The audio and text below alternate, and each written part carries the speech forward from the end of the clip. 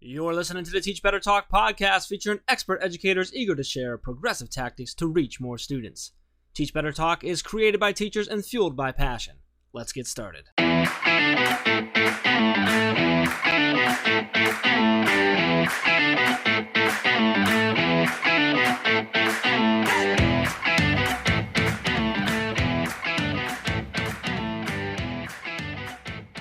Hey everyone, welcome to episode 234 of Teach Better Talk. My name is Ray Hewart, and as always, I am with my incredibly stressed out co-host, Mr. Jeffrey Gargis. He said he had a good day, guys, but he's been griping for the past 10 minutes, so heads up, just saying. Well, to be fair, I'm having a lot of issues with with my equipment, so I'm upset about it.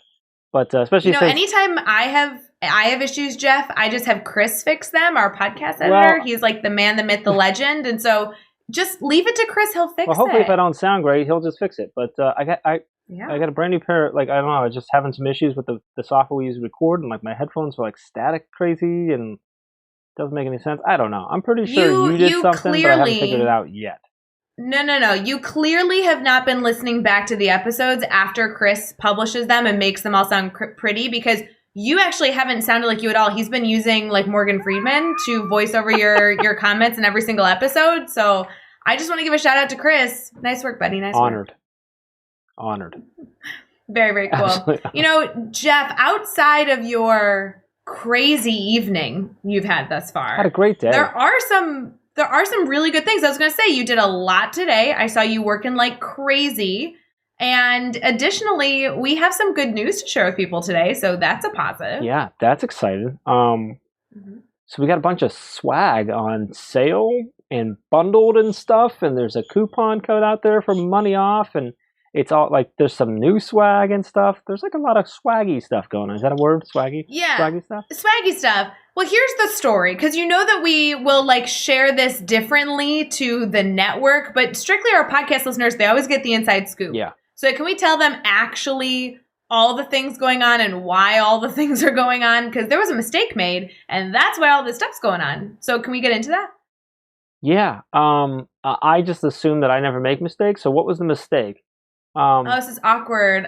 So you are the one who made I'm just kidding. So guys, we knew we wanted to do something for the holidays, right? We knew that around this time of year, we wanted to figure out how many different like codes we could push out and get some like percentage off of anything that we could offer. And so we did 25% off swag and 25% off our courses at teachbetteracademy.com using the code Better Holiday. Isn't that it? Better Holiday? Pretty sure it is. It's either Better Holiday or Holiday Better. I'm pretty sure it's Better Holiday.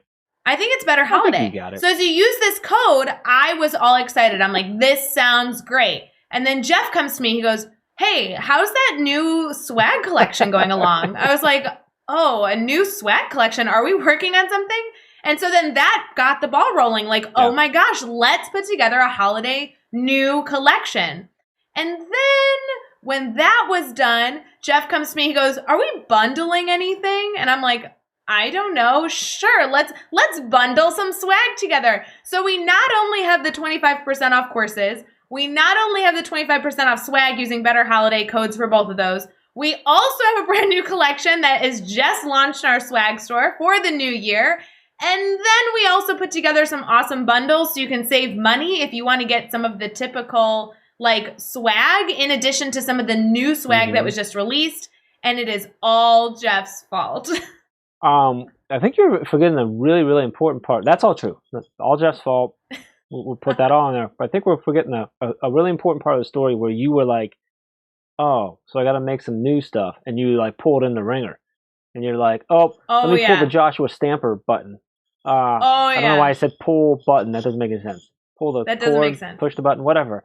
And in came in the under the cover of night, Mr. Stamper to just take care of everything.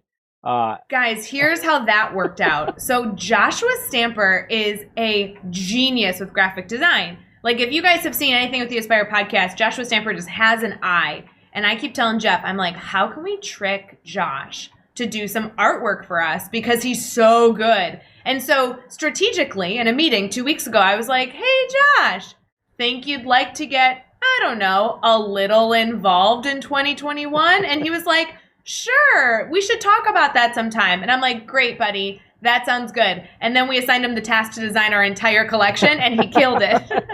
He did, and I love it. It's sort of based around this idea of a new year, but always better, and always a few other things too. And we'll let you go over to teachbetterswag.com to see all that. But you can go see the collection and get a variety of different things there. But we have these 3 different bundles. One is just a bundle that's all just features a few items of that collection, and then the other 2 are kind of a mix. And if you buy the bundle together, it's actually a really nice, like really pretty sweet savings because you save on everything. Nice. But yeah, Josh came in and yeah, it's great. So Ray has once again successfully tricked someone into doing something. Yeah, for everyone else's benefit, y'all, you know that this is a big thank you to me and then a shout out to all the people who actually made all the things happen. So yippee for all that. I'm just saying, go check out the swag in the Teach Better Swag store. Use that 25% off code of Better Holiday, or obviously go grab a bundle. And then obviously you can use the course at the Academy too. So I say use it right away, or I don't know. Then you just be a part of the family. Go use it. It'd be cool. By the way, you can use the code multiple times. Do it. Do it. Do it. I don't know why I do this whisper thing like this, but my mic's right here, so it doesn't make any sense. I know. They're listening. You don't need to That's true. You know. That's true. All right, let's talk about this episode. Okay. Because not as many mistakes by me in here, so this is good. Dr. Brianna Kurtz. This was an awesome episode. So Brianna is a 15-year veteran. She's an associate professor of mathematics. She's got a huge passion for both mathematics and for STEM, and she really goes into that. And I noted right at the beginning of the episode, the entire time when she's talking, you say this a lot about like someone's passion. I think you always use the phrase like radiating through the speakers. I'm sorry. No, I say oozing. It oozes out of the speaker. I apologize. Yes. Not radiating, oozing. I don't want to put words in your mouth. But like she was, from the start, oozing. I gotta put the right emphasis on it. But really great. I really loved her failure story about the opportunity on how to model that, and then she had some just one-liners throughout and some quotes and stuff that I was loving this episode. So super excited for people to listen to it. Ray, anything specific you want to call out or? She focuses on the relevancy of her content area, and you know that's my jam. So take notes, people. Take notes. All right. With that, let's get to episode 234 with Dr. Brianna Kurtz. Hey, what's up, podcast? It's Jeff. Don't worry, we're going to get right back to the episode, but I want to jump in and make sure you knew about a big sale going on right now at teachbetterswag.com. Right now, you can get 25% off anything and everything on the site using the promo code BETTERHOLIDAY.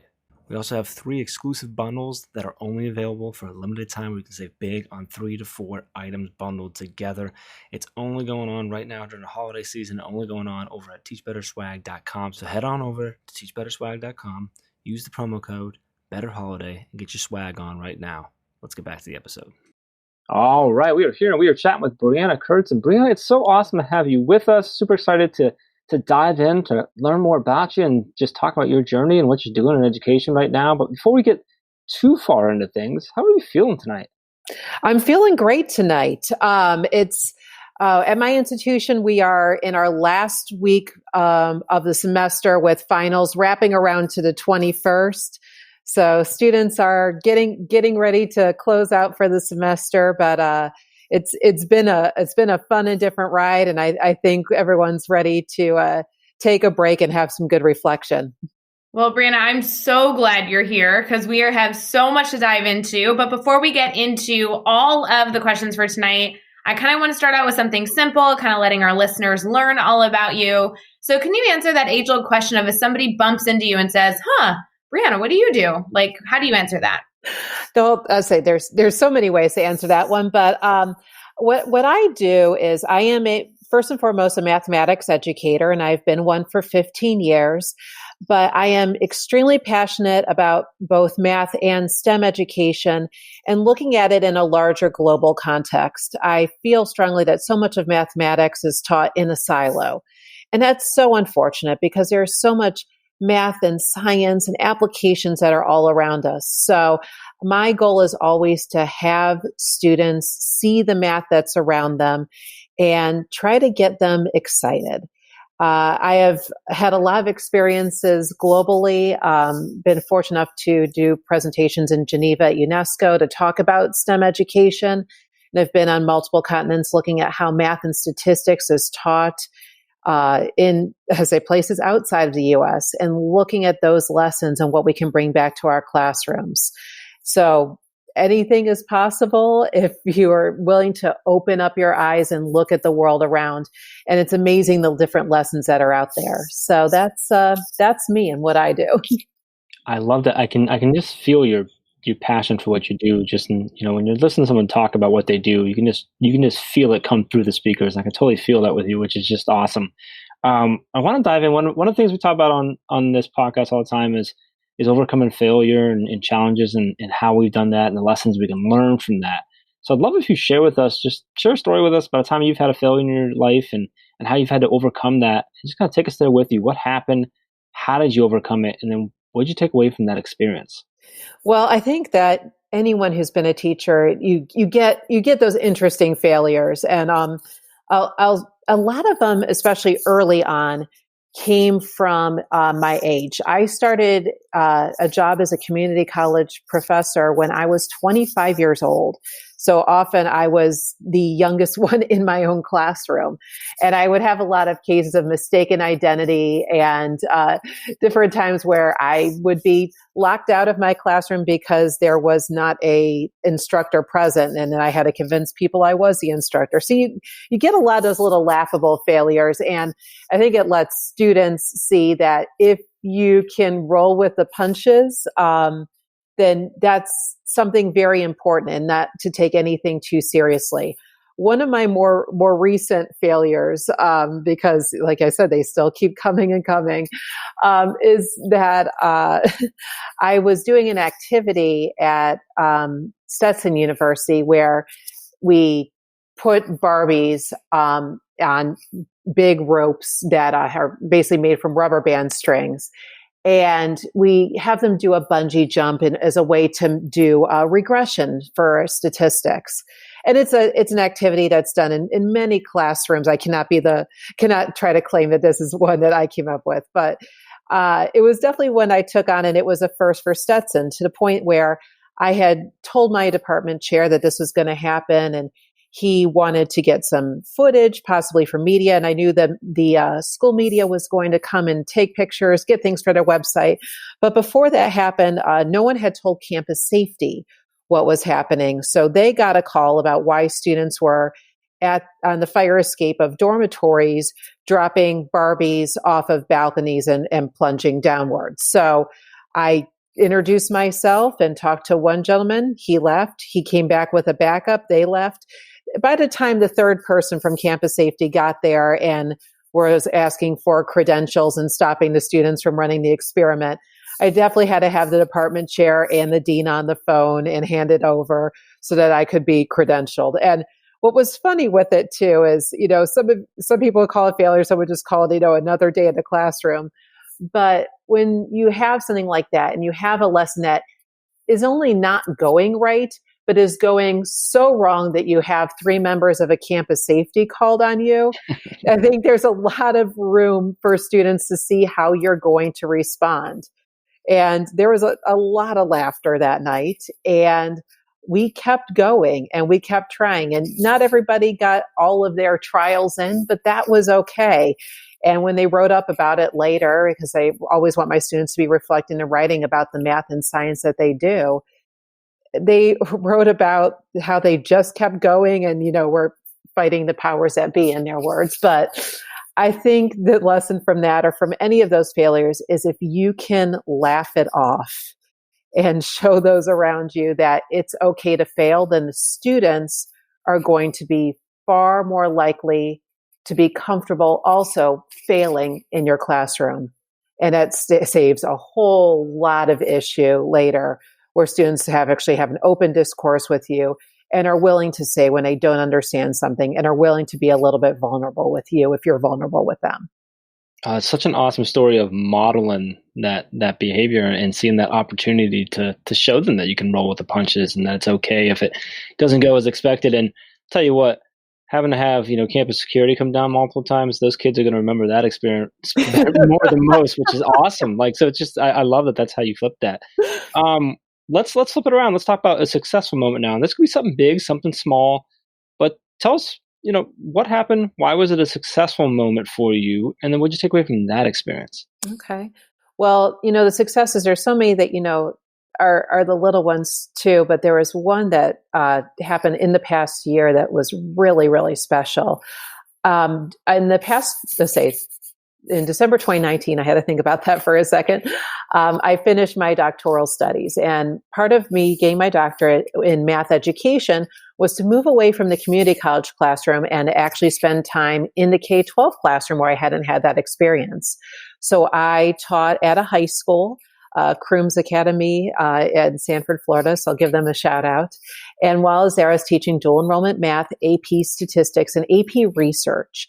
And AP research is one of the new kids on the block for the advanced placement program. And with AP research, students write and conduct an original research project and write what's the equivalent of a mini dissertation on that they put forth to the College Board for their grade. So as you know, the 2019-2020 school year was a bit interesting. My class there was almost all seniors, and the students, as their final project, final exam replacement, after they turn into College Board, was to do a little rewrite on their paper and to turn it in somewhere to be considered for publication. And all the students did it. And one of the students, her article was chosen for the Journal of Emerging Investigators and is going out into publication at the end of this month. So watching this young woman who confided to that she wasn't feeling so strong about a writer, to go from that to actually being a published author as a high schooler was so, so special. And to watch the students go through that research process and to build on something that they cared about and just go way far beyond what they thought was possible.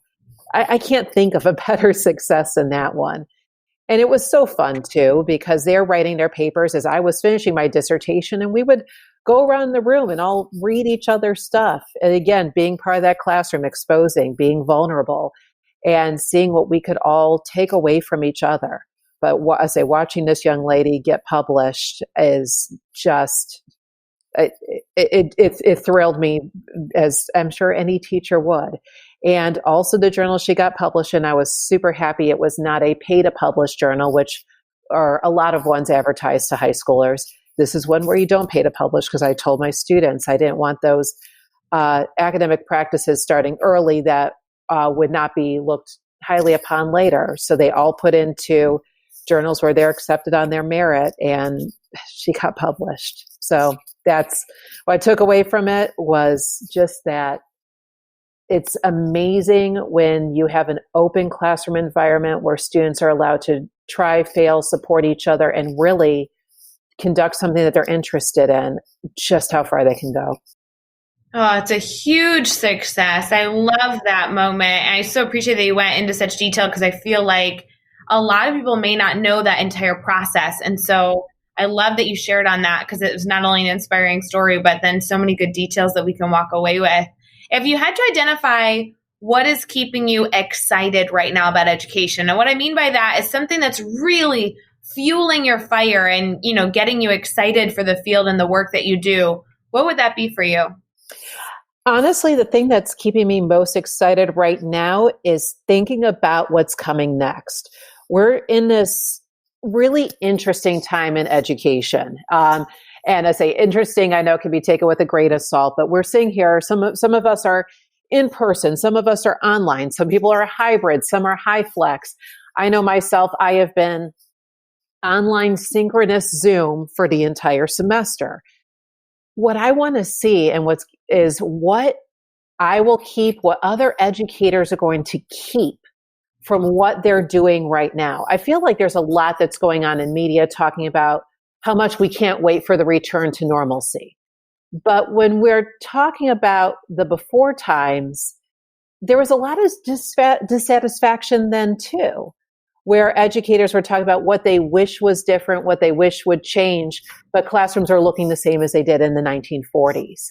Now, all of a sudden, by force, at least in the American schools, we've had to do a lot of adaptation.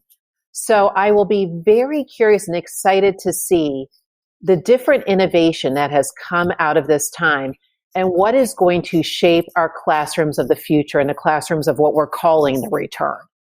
So when I'm looking at my classroom right now, something that's been super helpful to me, especially as a mathematics educator, is I have struggled with getting around to every student, seeing what they're saying, seeing what the steps are that they're putting down, and hitting everyone, especially my ones who are more reluctant to speak out. The Zoom chat private answer option has been incredible, that I can say, put it in the private chat to me, let me know where you're at.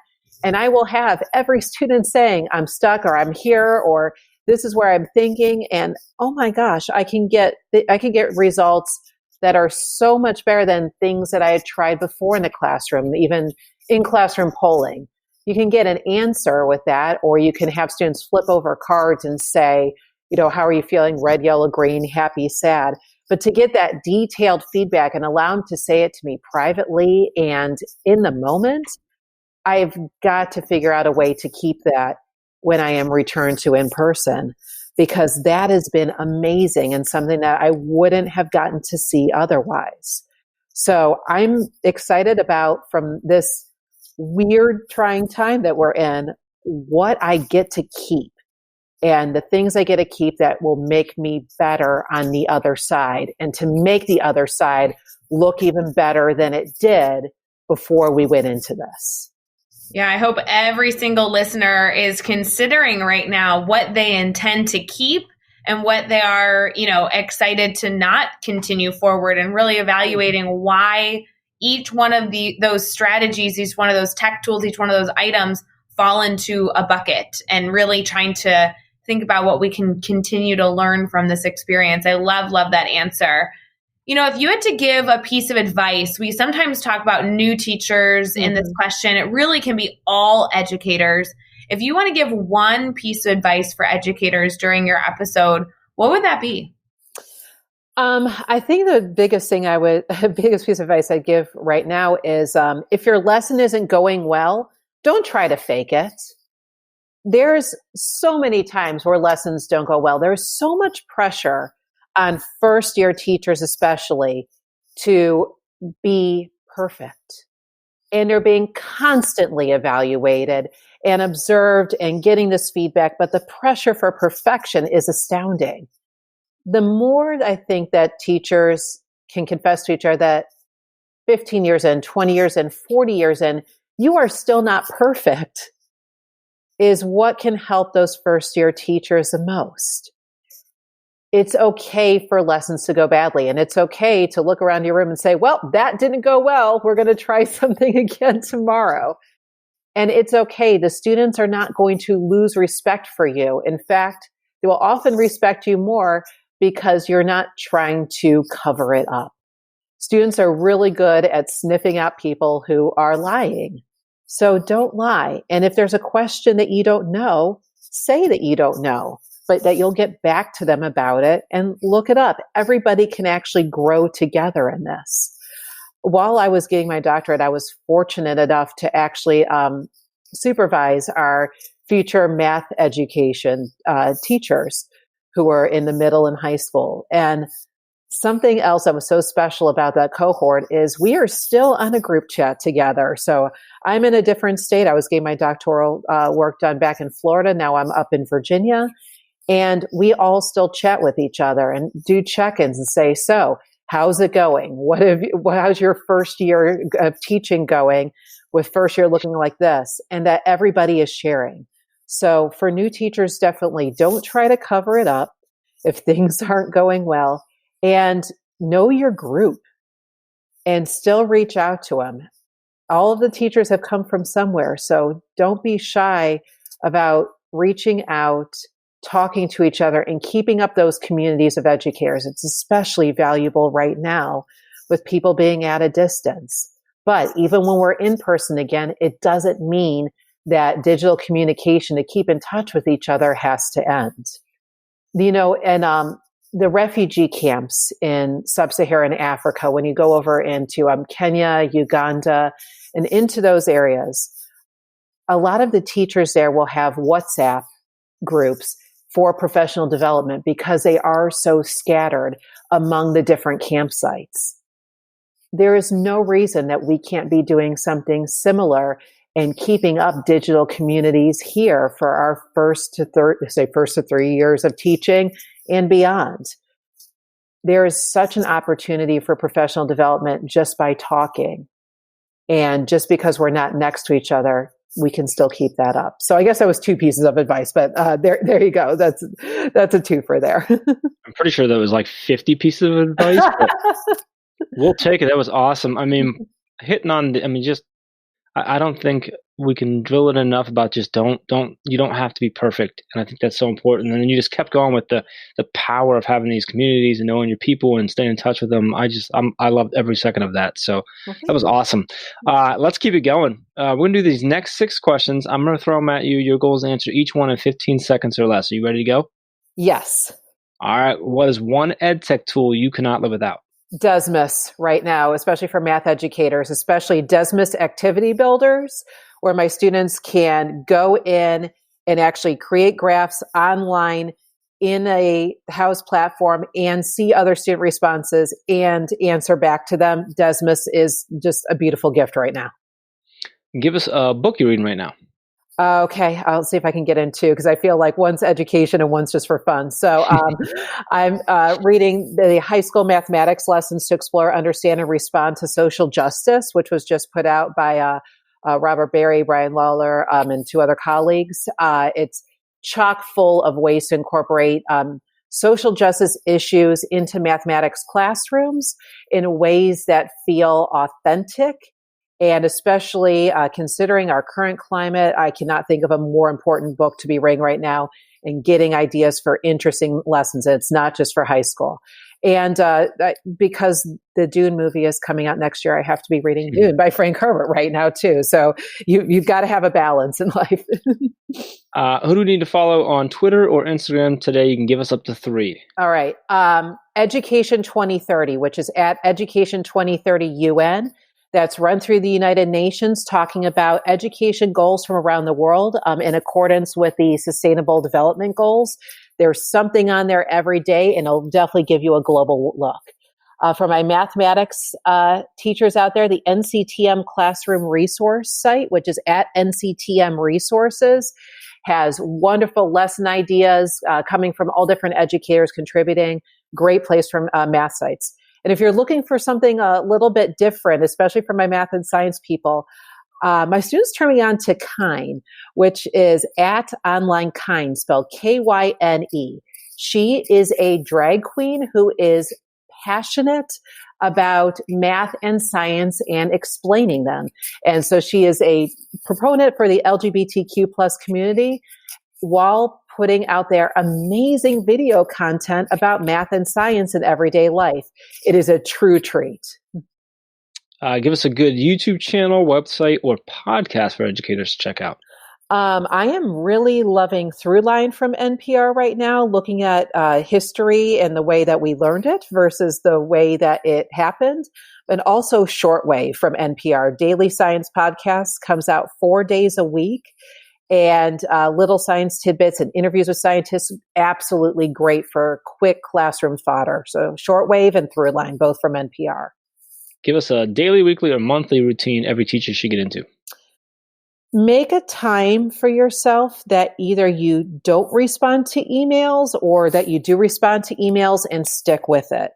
There are so many blurred lines right now, being at home or distance, that it's easy to be on email all the time. Remember, you still need to have that work-life balance, and your family will thank you. So come up with a time that you don't respond to after, and know that the emails will still be there in the morning. And finally, what is the best piece of advice you've ever received? All right. So this one's from my high school band director, and he would talk to us about times of crisis, and if we were having a meltdown, as we often would, putting it in perspective. Is it going to matter tomorrow? Is it going to matter next week, next month, or next year? And that puts into perspective how big of a crisis it is. Now, some things might matter tomorrow and next week, but not all of them will, and especially not next month or next year. And then scale your reaction accordingly. So thank you, Mr. Barry Tucker, Cave Spring High School band director, for saying that to us and helping me and others through multiple meltdowns. Oh, I love that piece of advice. That was so good. I mean, all around there, Ray, trophy. Brianna, you did awesome. Yes, we are excited to award you the Teach Better Talk trophy for sure, because that was a whole lot of value right there. So awesome. Well, thank you. I didn't even know there was a trophy, but I will take the honorary piece there. So thank you. It's very official. It's going to arrive in a box at your door. If you don't receive it within the next few weeks, you should definitely reach out to Jeff and complain. Actually, for any of our listeners who are looking to send their complaints to Jeff, it's just jeff@teachbetter.com. Feel free to send your complaints there. And that's a great spot. But Brianna, this has been so good having you share all these different tips and tricks and stories. And I know our listeners are going to want to stay connected to you. Would you mind sharing how they can stay connected, what the best kind of spots are to continue to engage with your content? Yeah, absolutely. So probably the easiest way is to follow me on Twitter. My Twitter handle is @Brianna A. Kurtz. So that's BRIANNA, then my middle initial A, and last name KURTZ. And that is my Twitter handle. And you can find all the links, all the resources, and everything we talked about in this episode over at teachbetter.com, as well as the important links for connecting with Dr. Kurtz and keeping this conversation going. So head over to teachbetter.com for that. Be sure to hit subscribe so you don't miss any upcoming episodes. And if you can give us a rating and a review, we'd really appreciate that as well. And let's keep taking this one step further. Just think of 3 of your colleagues who need to hear these amazing stories and connect with these amazing educators, and just share this podcast with them. Brianna, this was awesome. Such a great episode. I'm so excited that you were able to come on and that people are going to be able to learn from you and get inspired by you and hopefully connect with you and continue to grow with you. Just really, really appreciate your time. Thank you so much. Thank you. And until next time, let's get out there and let's teach better.